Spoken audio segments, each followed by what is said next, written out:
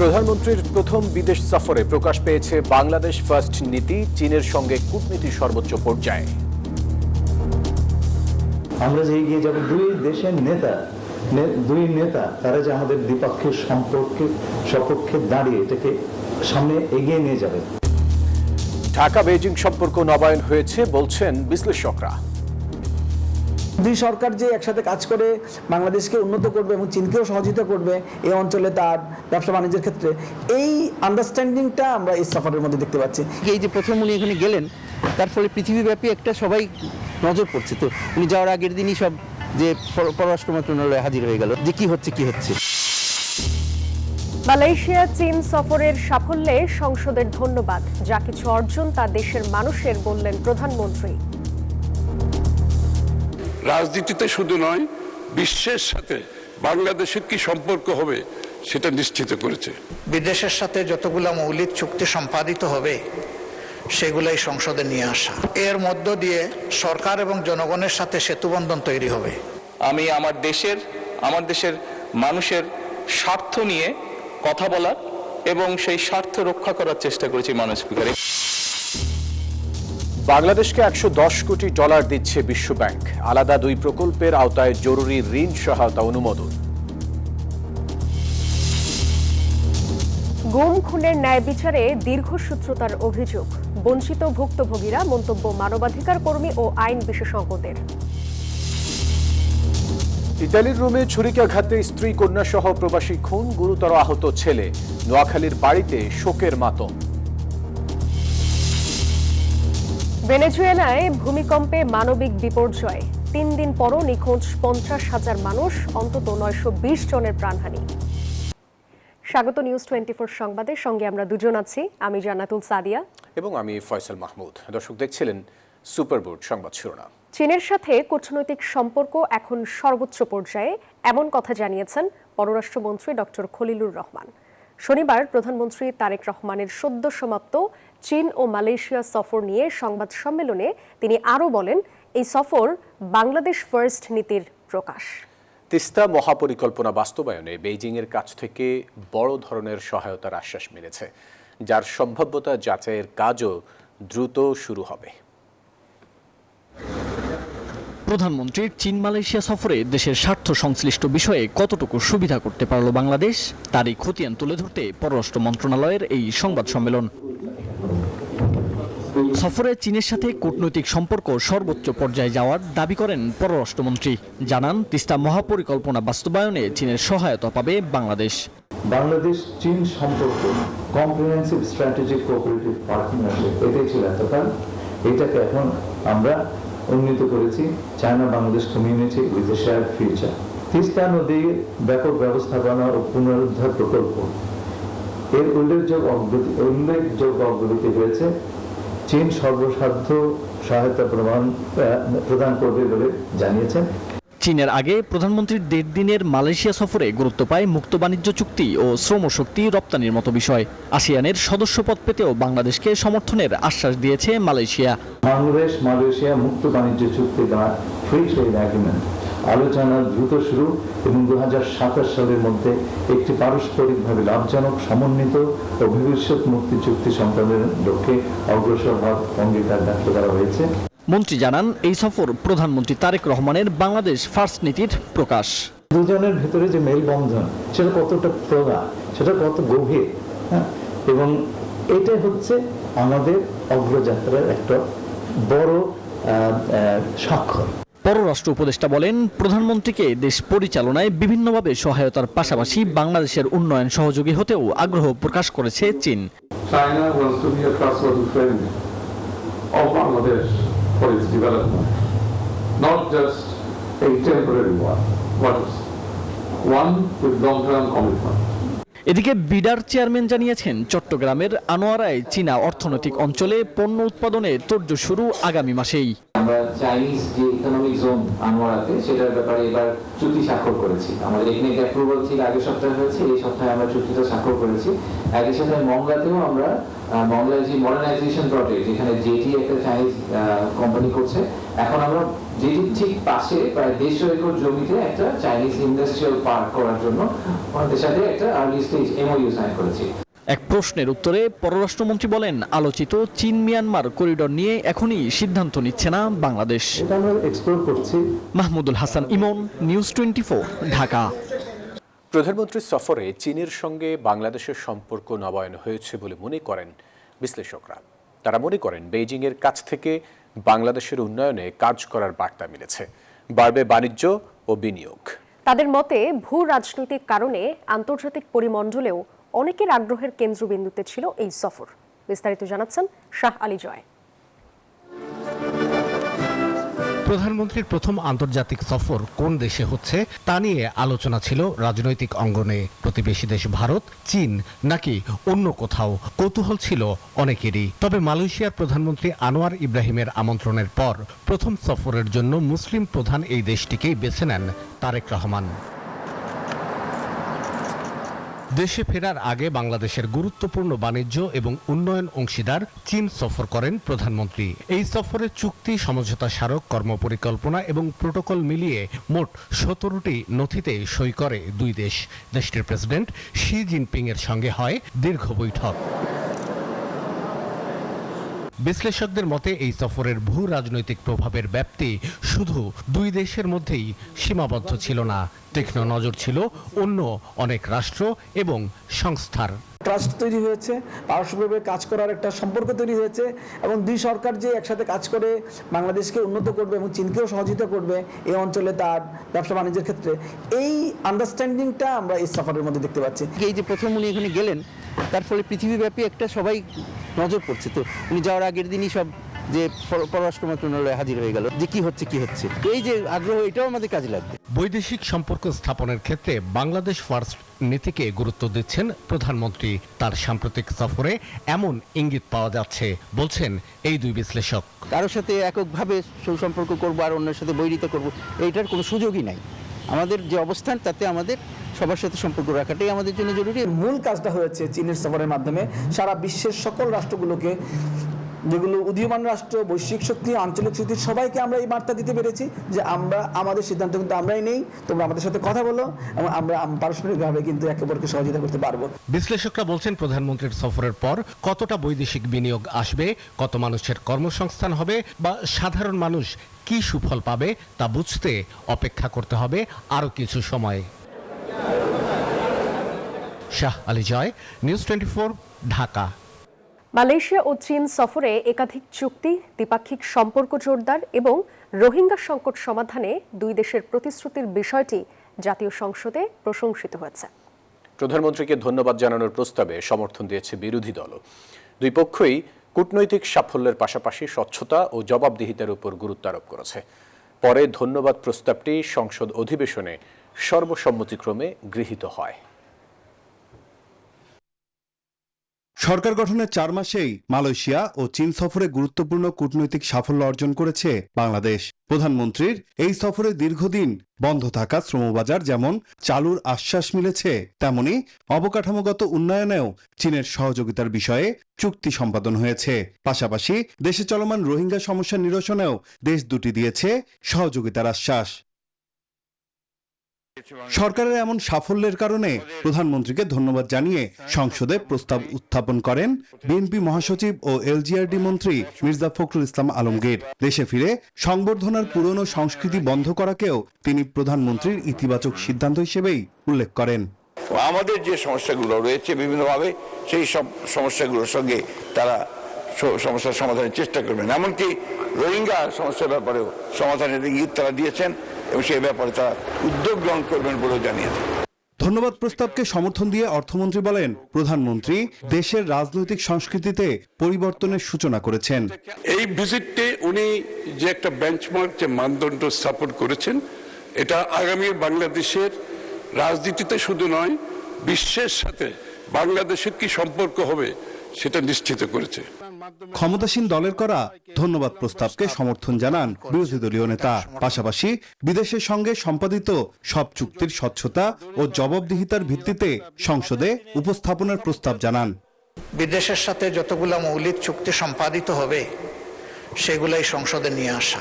এই 350 মানুষই কিন্তু 18 কোটি মানুষ বা 20 কোটি মানুষের প্রতিনিধিত্ব করছেন। তারা যখন জানবেন তখন এর মধ্য দিয়ে সরকার এবং জনগণের সাথে সেতুবন্ধন তৈরি হবে। মালয়েশিয়া ও চীন সফরের অভূতপূর্ণ সাফল্যের জন্য প্রধানমন্ত্রীকে ধন্যবাদ জানিয়ে আনা প্রস্তাবটি সর্বসম্মতিক্রমে সংসদে গৃহীত হয়। প্রস্তাবটি এই মহান সংসদ কর্তৃক সর্বসম্মতিক্রমে গৃহীত হলো। নাইম আলচিকো, নিউজ 24, ঢাকা। মালয়েশিয়া ও চীন সফরে যদি কোনো অর্জন হয়ে থাকে সেটি দেশের মানুষের অর্জন বলেছেন প্রধানমন্ত্রী তারেক রহমান। দুপুরে সংসদ অধিবেশনে কথা বলেন তিনি। এই সফরের বিষয়ে সংসদের পক্ষ থেকে ধন্যবাদ জানানোয় সবার প্রতি কৃতজ্ঞতা জানান সরকার প্রধান। বলেন, এখানে কোনো ব্যক্তিগত বিষয় নেই, দেশ ও দেশের মানুষের স্বার্থ রক্ষা করার চেষ্টা করছেন বলেও জানান প্রধানমন্ত্রী।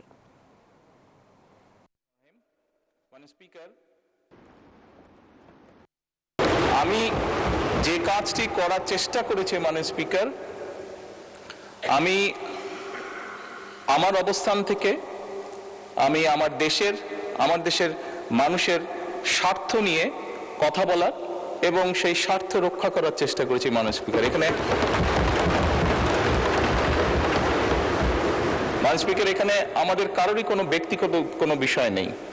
এটি যদি কোনো কিছু অর্জন হয়ে থাকে, ভালো কোনো কিছু অর্জন হয়ে থাকে, এটি বাংলাদেশের অর্জন। পাচার হওয়া অর্থ ও ব্যাংক থেকে লুট হওয়া টাকা ফেরাতে সরকারের দৃশ্যমান উদ্যোগ প্রয়োজন। এবারের বাজেট মানুষের কল্যাণকে অগ্রাধিকার দিয়েছে। বাজেট অধিবেশনে এসব কথা বলেছেন সংসদ সদস্যরা। তারা বলেন, পাচারের অর্থ ফেরাতে কঠোর হতে হবে সরকারকে। মেধাবীরা যাতে সুযোগ পায়, বাজেটে সে বিষয়ে আরও গুরুত্ব দিতে হবে। যাদের কর আদায় করার দায়িত্ব, তারা রাজস্বের চেয়ে নিজেদের পকেট ভরতে বেশি মনোযোগী। এই দুর্নীতি বন্ধ হলে বাজেট সফল হবে বলেও মন্তব্য করেন সংসদ সদস্যরা। 25 সালে বাংলাদেশ থেকে টাকা পাচার হওয়ার একটা নিরাপদ রাখার জায়গা হলো সুইস ব্যাংক। সুইস ব্যাংকে 12,000 কোটিরও বেশি টাকা এই বাংলাদেশ থেকে গত 1 বছরে পাচার হয়েছে। কিন্তু বর্তমান সরকার এই টাকা পাচারকৃত টাকা ফেরত আনার ব্যাপারে কি কোনো কার্যকর পদক্ষেপ গ্রহণ করেছেন? আমি এই বাজেটের মধ্যে একটা মেসেজ দেখেছি, that we care and people matter. Now this is the difference between a dictator, একটা স্বৈরাচার, আর একটা জনগণের সঙ্গে। সরকারের রাজস্ব যে বেশি ইন্টারেস্ট শো করে তাদের নিজস্ব পকেট ভরার জন্য। এই অভ্যাসে যদি পরিবর্তন করা যায় তাহলে এই বাজেট খুব সফলভাবে সম্পন্ন হবে। বাংলাদেশকে $110 কোটি জরুরি ঋণ সহায়তা দিচ্ছে বিশ্বব্যাংক। দুটি আলাদা প্রকল্পের আওতায় এই অর্থ অনুমোদন দেওয়া হয়েছে। প্রকল্প দুটি হল দেশের খাদ্য নিরাপত্তা নিশ্চিত করা, ক্ষুদ্র চাষিদের সুরক্ষা দেয়া এবং কর্মসংস্থান টিকিয়ে রাখার সংক্রান্ত।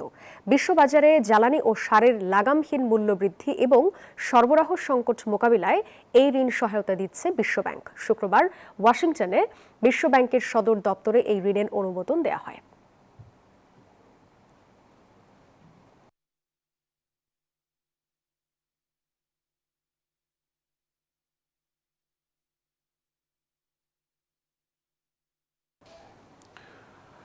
মানবাধিকার কমিশন ও বিচার বিভাগের স্বাধীনতা নিশ্চিতে দীর্ঘদিনের সুপারিশগুলো বাস্তবায়িত হয়নি এখনো। এতে বিচার বহির্ভূত হত্যাকাণ্ডের ন্যায় বিচার নিশ্চিত করা ও রাষ্ট্রীয় প্রতিষ্ঠানগুলোর জবাবদিহি নিয়ে উদ্বেগ রয়েই গেছে।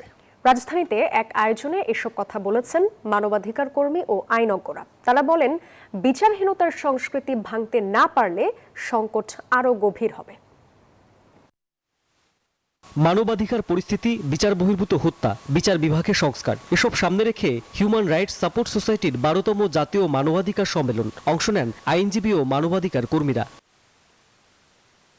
ছিলেন বিচার বহির্ভূত হত্যার শিকার পরিবারের সদস্যরাও, তুলে ধরেন তিক্ত অভিজ্ঞতার কথা। ফেলানি বিচারটা যদি হয় তাহলে সীমান্ত হত্যাটা বন্ধ হবে। এই সীমান্ত হত্যা বন্ধ করুক, তারপরে ভারতের সাথে আলোচনা, যে কোনো সংসদে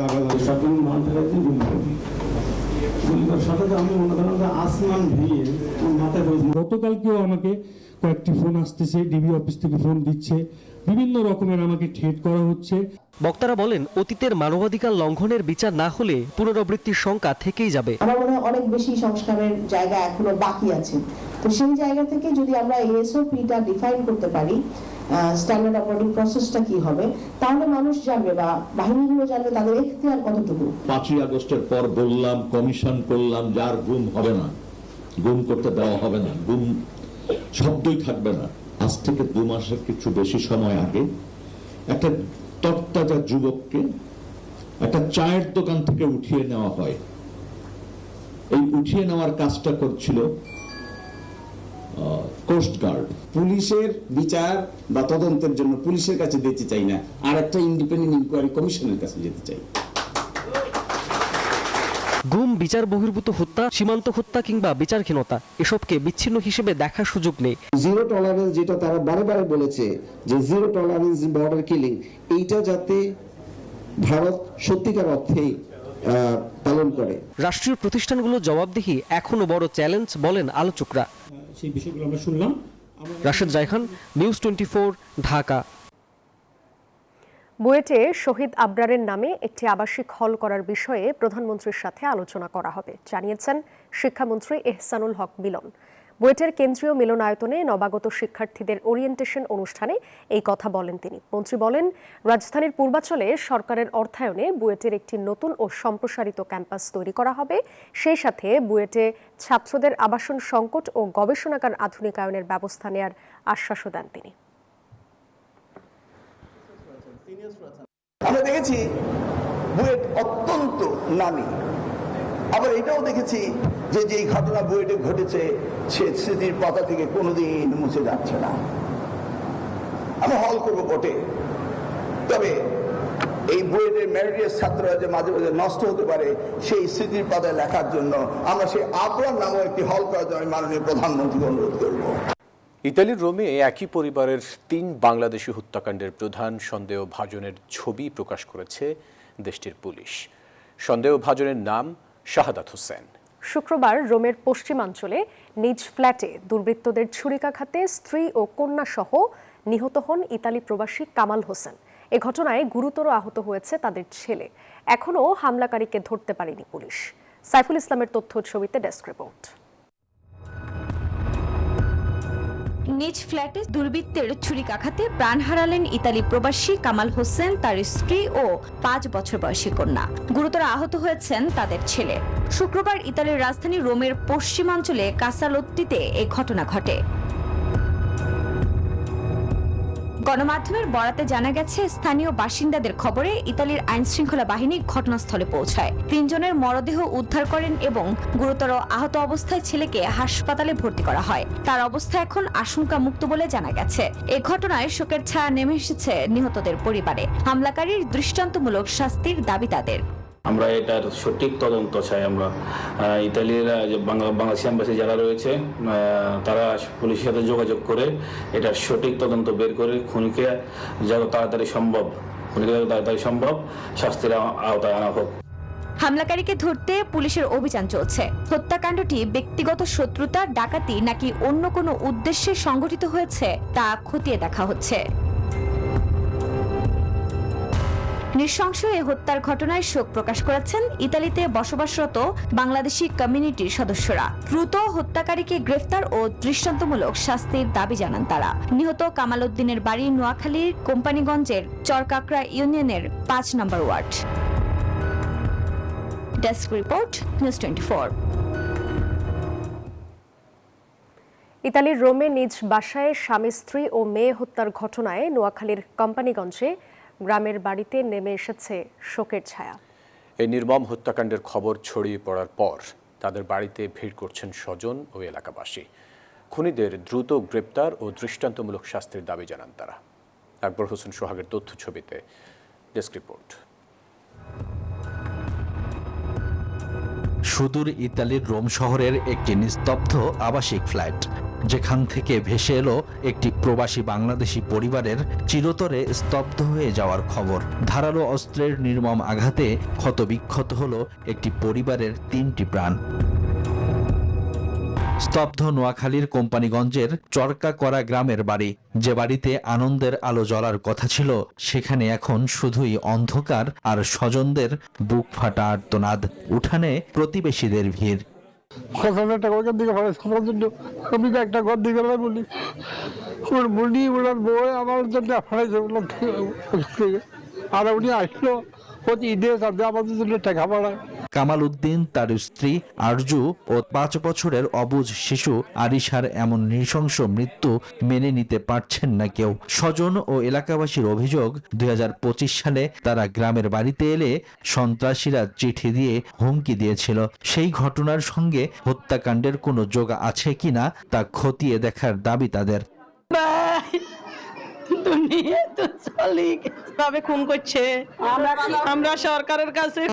শুক্রবার রাতে রোমের পার্শ্ববর্তী কেসালত্তি এলাকার ভিয়া মস্তিলিওর একটি অ্যাপার্টমেন্টে এ মর্মান্তিক ঘটনা ঘটে। মরদেহ দেশে ফিরিয়ে আনা এবং ঘটনার সুষ্ঠু বিচারের দাবি স্বজনদের। Desk report, news 24। এবার জানাবো আন্তর্জাতিক সংবাদ। ভেনেজুয়েলায় জোড়া ভূমিকম্পে শেষ হচ্ছে 72 ঘন্টার উদ্ধার তৎপরতা। শেষ মুহূর্তে নিখোঁজদের খোঁজে চলছে স্বজনদের আর্তনাদ। এরই মধ্যে প্রাণহানি বেড়ে দাঁড়িয়েছে 920 জনে। আহত 3000 মানুষ, এখনো নিখোঁজ 51,000-এর বেশি। ক্ষতিগ্রস্ত প্রায় 70 লাখ মানুষ। উদ্ধার তৎপরতা চলছে দেশি বিদেশি সহায়তায়। ধ্বংসস্তূপের নিচে চাপা পড়ে থাকা স্বজনদের খোঁজে মরিয়া অসহায় মানুষ। কোথাও মায়ের কান্না, কোথাও সন্তানের আর্তনাদ। কেউ ধ্বংসস্তূপ সরিয়ে খুঁজছেন পরিবারের সদস্যদের, কারো অপেক্ষা অলৌকিক কোনো সুসংবাদের। উদ্ধারকারীরা দিনরাত এক করে কাজ করছেন। ধ্বংসস্তূপের ভেতর থেকে ভেসে আসছে সাহায্যের আকুতি। কেউ জীবিত উদ্ধার হচ্ছেন, আবার অনেক ক্ষেত্রেই মিলছে শুধু নিথর দেহ। আমি চাই আমার ছেলেকে যে অবস্থাতেই থাকুক ধ্বংসস্তূপ থেকে বের করে আনুক। আমার বিশ্বাস আছে আমার ছেলে এখনো বেঁচে আছে। হাসপাতালগুলোতেও আহত মানুষের ভিড়। চিকিৎসকরা সীমিত সামর্থ্য নিয়ে লড়ছেন শত শত জীবন বাঁচানোর যুদ্ধে। জরুরি আশ্রয় কেন্দ্রগুলোতেও বাড়ছে মানুষের সংখ্যা। এমন পরিস্থিতিতে ফের 4.9 মাত্রার ভূমিকম্পে কেঁপে ওঠে ভেনেজুয়েলা। এতে হতাহতের খবর না পাওয়া গেলেও মাত্র 48 ঘন্টা আগে জোড়া ভূমিকম্পে প্রাণ গেছে বহু মানুষের। এখনো নিখোঁজ হাজার হাজার মানুষ, আর ক্ষতিগ্রস্ত প্রায় 70 লাখ। প্রকৃতির এই নির্মম আঘাতে শোকাহত পুরো দেশ। দেশটির এই দুর্যোগে আর্থিক ও লজিস্টিক সহায়তা দিচ্ছে যুক্তরাজ্য, যুক্তরাষ্ট্র, কাতার, মেক্সিকো, চীন ও রাশিয়া সহ বেশ কয়েকটি দেশ।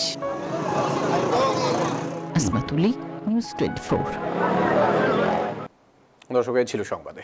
এতক্ষণ সাথে থাকার জন্য ধন্যবাদ সবাই।